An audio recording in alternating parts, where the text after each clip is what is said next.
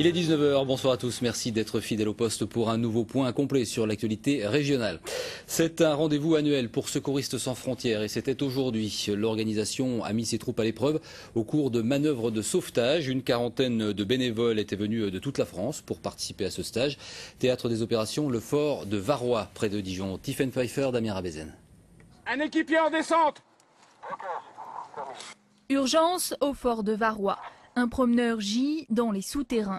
Le sauvetage s'avère compliqué. Pas moins de 10 personnes doivent intervenir pour tracter le blessé et le mettre en sécurité. Disons qu'on s'entraîne aux techniques de corde parce qu'on peut toujours en avoir besoin. Maintenant, on est quand même plus spécialisé en déblaiement, en technique de sauvetage dans les décombres. Mais bon, il faut savoir connaître toutes les techniques, quoi.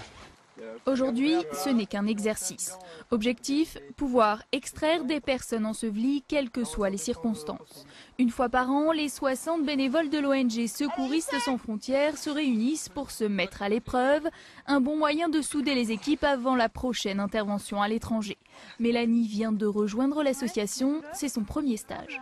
Ah, c'est grandiose, c'est génial, une super ambiance et puis le matériel, tout ça, les équipements sont hyper corrects, non, c'est vraiment agréable. C'est aussi une passion, donc on se pose pas la question en fait, on y va et puis voilà, on oublie tout et on y va.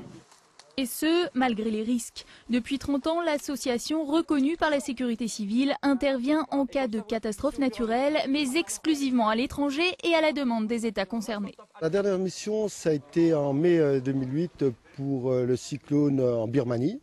Nous sommes partis à une équipe de 17 personnes, dont 4 médecins, 3 paramédics et le reste en sauvetage de blaiement.